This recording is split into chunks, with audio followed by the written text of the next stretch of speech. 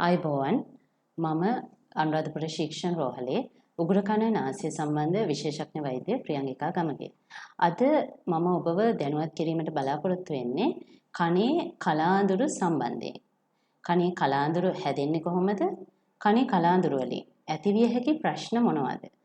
කනේ කලාඳුරු එකතු වීමේදී ඔබ ගත යුතු ක්‍රියාමාර්ග මොනවාද? මේව ගැන තමයි අද අපි කතා කරන්න බලාපොරොත්තු වෙන්නේ. බාහිර කන කොටස් දෙකකින් සමන්විත වෙනවා. කාටිලේජමය කොටස සහ අස්ථිමය කොටස. මෙහි කලාඳුරු ඇතිවන්නේ කාටිලේජමය කොටසේ.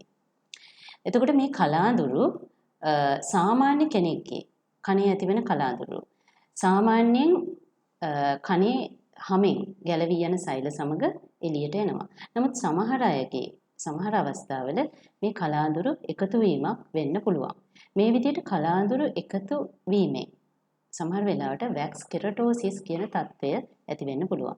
මේ වගේ කලාඳුරු එකතු වීමත් එක්ක සමහර අයට කන ඇහෙන්නේ නැති ගතිය, එතකොට කනේ වේදනාව මේ වගේ තත්ත්වයන් ඇති වෙන්න පුළුවන්. සාමාන්‍යයෙන් මේ වගේ කලාඳුරු එකතු වීම ඔබ ගෙදරදී සුද්ධ කිරීමට කන සුද්ධ කිරීමට කොටන් බඩ් වගේ දේවල් පාවිච්චි කරන්න පුරුදු වෙලා ඇති. මේ වගේ වෙලාවක කොටන් බඩ් වගේ දේවල් පාවිච්චි කිරීමෙන් ඔබේ තියෙන තත්ත්වය තව දුරටත් වැඩිවීමක් බරපතල වීමක් වෙන්න හැකියාව තියෙනවා. මොකද ඔබේ කනේ මේ කොටන් බඩ් එකෙන් එහෙම නැත්නම් කනේ කලාඳුරු ඉවත් කිරීමට පාවිච්චි කරන දේවල් වලින් කනේ කලාඳුරු තව දුරටත් ඇතුළට තල්ලු වෙලා කම්බරේ උඩ තැම්පත් වෙන්න පුළුවන්. මේ විදිහට තැම්පත් වුණාම කනේ ඇහෙන්නේ නැති ගතිය, වේදනාව, ඒ වගේම කලන්තේ කරකැවිල්ල වගේ ඇති වෙන්න හැකියාවක් තියෙනවා.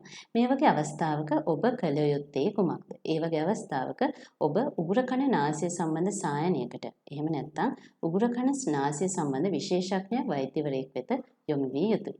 එහිදී අපි කලාඳුරු දියවීමට බෙහෙත් ඔබට නිර්දේශ කරනවා. මේ කලාඳුරු දියවීමට දෙන බෙහෙත් ඔබ බින්දු කිහිපයක් කනට දවස් කිහිපයක් දැමිය යුතුයි. ඒක ඔබේ වෛද්‍යවරයා නිර්දේශ කරાવી. මේ විදිහට කලාඳුරු දිය කළා ඔබ නැවත එම සායනයට හෝ විශේෂඥ වෛද්‍යවරයා වෙත යොමු විය යුතුයි. එහිදී එම කලාඳුරු චූෂණ යන්ත්‍රයක් භාවිතයෙන් අපි ඉවත් කරනවා.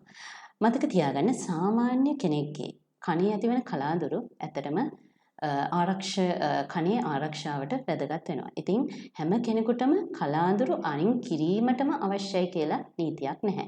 නමුත් කලාඳුරු වලින් ඔබට ප්‍රශ්නයක්, ගැටලුවක් ඇති වෙනවා නම් එහිදී කලාඳුරු ඉවත් කිරීම වැදගත්. ඉතින් මම හිතනවා ඔබ මේ සම්බන්ධයෙන් අද දැනුවත් වෙන්න ඇති කියලා. මේ වගේම තවත් දැනුවත් කිරීමේ වීඩියෝවක් සමග අපි නැවත හමු වෙමු. ස්තුතියි.